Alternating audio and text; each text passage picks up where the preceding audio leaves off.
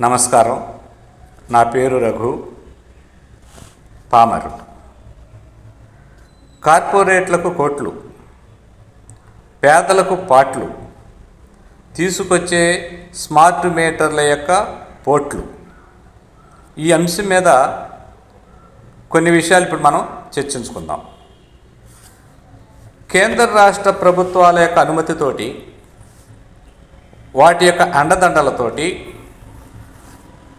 Corporate సంస్థలు ఈ smart మీటర్లను మనకి ఇష్టం ఉన్నా లేకపోయినా బిగించి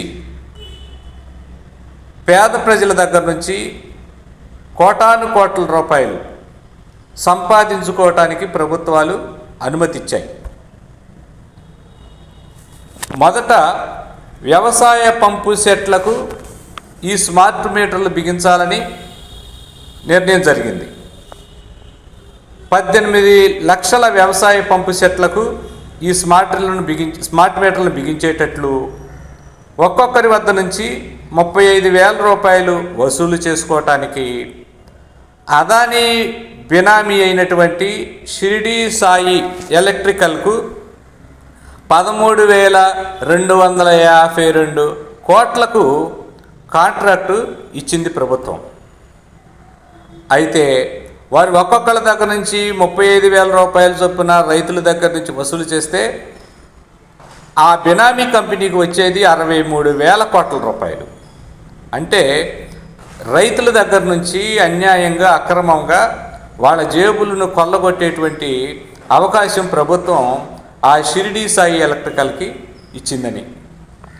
అలాగే వైసీపీ ప్రభుత్వం ఉన్నప్పుడు ప్రభుత్వ కార్యాలయాలకు, షాపులకు, సంస్థలకు, గృహాలకు ఈ స్మార్ట్ మీటర్లను ఏర్పాటు చేసుకోవటం కోసమని designed, build, finance on operative transfer system పద్ధతి ప్రకారం 10 సంవత్సరాల పాటు ఈ అదానీ కంపెనీకి, ఈ కార్పొరేట్ వ్యవస్థకు ప్రభుత్వం అనుమతి ఇచ్చింది. దానిలో భాగంగా మొదటి విడతగా 41 లక్షల స్మార్ట్ మీటర్లను నివాస గృహాలకు ఏర్పాటు చేసేటట్లు, దశల వారీగా తరువాత 2 కోట్ల స్మార్ట్ మీటర్లను బిగించటానికి రంగం సిద్ధమైంది. ఆనాడు స్మార్ట్ మీటర్లను బిగిస్తుంటే ప్రతిపక్షంలో ఉన్నటువంటి తెలుగుదేశం నాయకుడు నారా లోకేష్ దాన్ని వ్యతిరేకించి అవసరమైతే స్మార్ట్ మీటర్లను పగలగొట్టండి అని పిలుపుని కూడా ఇవ్వటం జరిగింది. దానిలో భాగంగా టీడీపీ ఈ స్మార్ట్ మీటర్లను వ్యతిరేకిస్తూ హైకోర్టులో పిటిషన్ కూడా దాఖలు చేయటం జరిగింది. అసలు ఏంటి ఈ స్మార్ట్ మీటర్ల వల్ల మనకి నష్టం ఏంటి అనేది కూడా తెలుసుకుందాం. సింగిల్ ఫేజ్ స్మార్ట్ మీటర్లని, అలాగే త్రిబుల్ ఫేజ్ స్మార్ట్ మీటర్లని బిగించడానికి ప్రయత్నాలు జరుగుతున్నాయి. మన నివాస గృహాలకు ఈ సింగిల్ ఫేజు నివాస గృహాలకి సింగిల్ ఫేజు మీటర్లను బిగిస్తారు.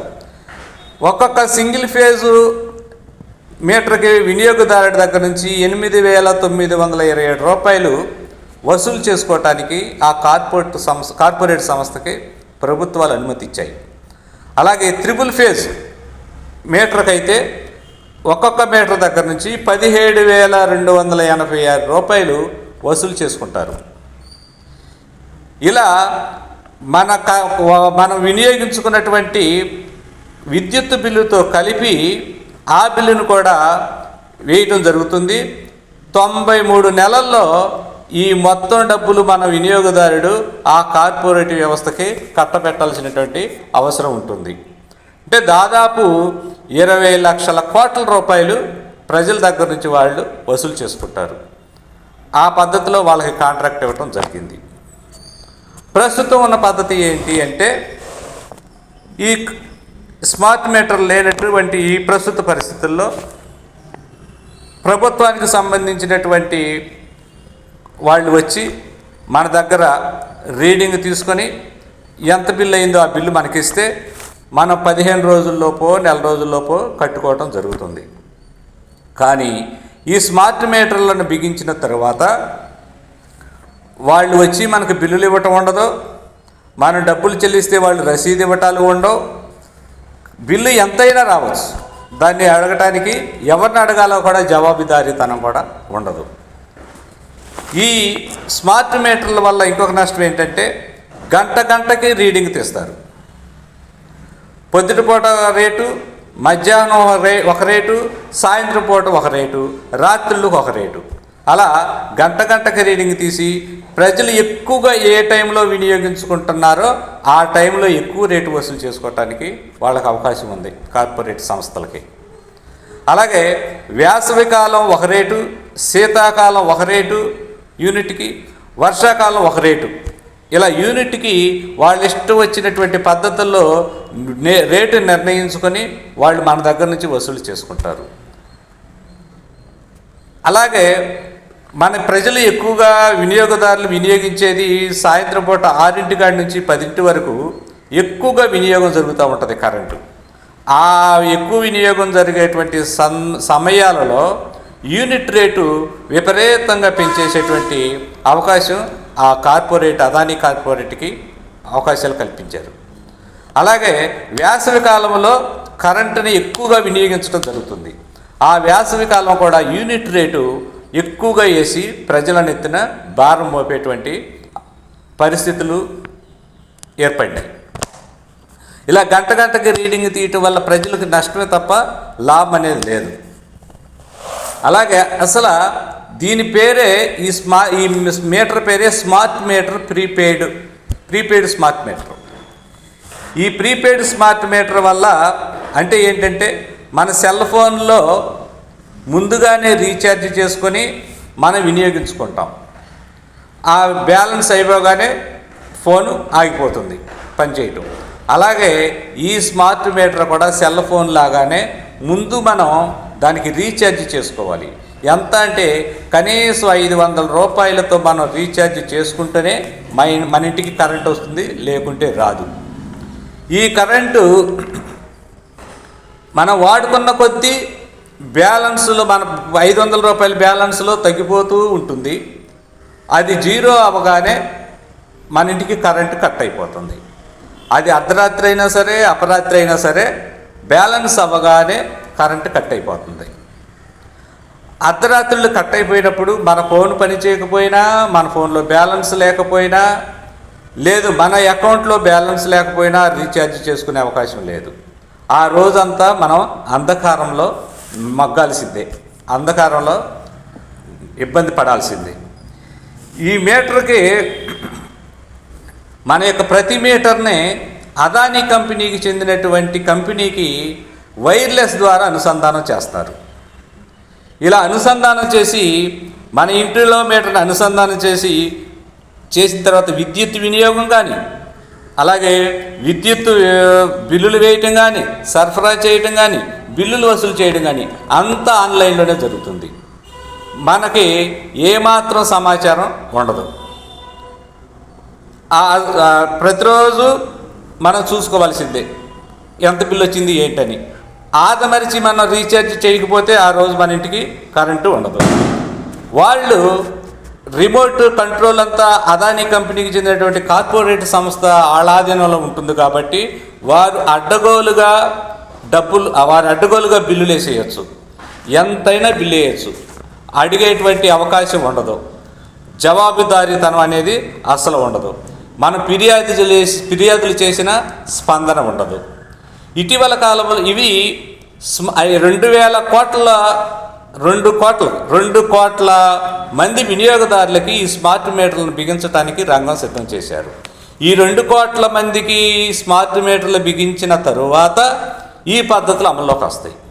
ఈలోపుగా స్మార్ట్ మీటర్లు బిగించిన వారికి బిల్లులు వస్తూ ఉన్నాయి, ప్రింటెడ్ బిల్లులు వస్తూ ఉన్నాయి.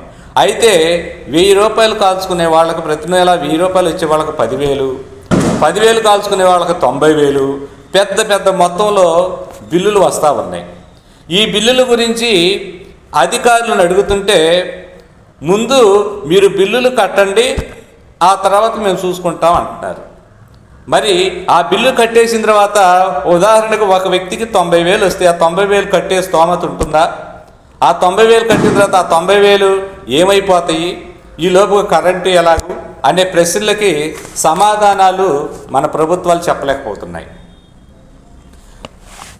ఈ విషయాల మీద ఈ స్మార్ట్ మీటర్లతో రాబోయేటువంటి ఇబ్బందులు, ఈ స్మార్ట్ మీటర్ల వల్ల వచ్చే కష్టాలు, ఈ స్మార్ట్ మీటర్ల వల్ల ఉన్నటువంటి నష్టాల గురించి అనేక మంది పోరాటాలు చేస్తూ ఉన్నారు. ముఖ్యంగా వామపక్షాలు, వాటిలో కూడా సిపిఎం ఈ స్మార్ట్ మీటర్లను వ్యతిరేకిస్తూ చాలా ఆందోళన కార్యక్రమాలు జరుపుతూ ఉంది.